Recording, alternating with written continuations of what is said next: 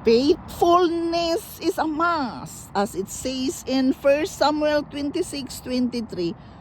The Lord rewards anyone for their righteousness and faithfulness.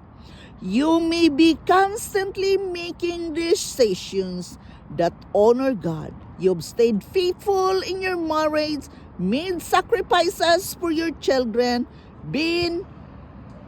you're doing your best every day. But still, there are circumstances that cannot be avoided. We make a mistake. You've done the right thing, but you haven't seen the dreams of your heart come to pass. Your time is coming.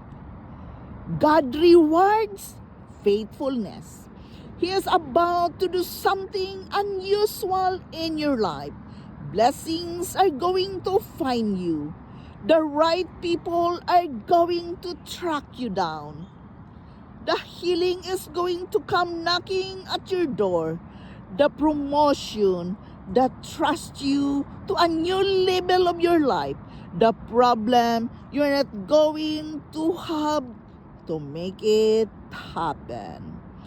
There are suddenly that comes in your life. Don't be impatient, for God will act soon. Those dreams He's placed in your heart are still on the schedule.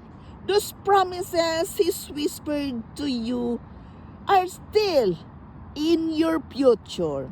Sometimes the reason it's taking too long is that God has for you is bigger than you've ever imagined.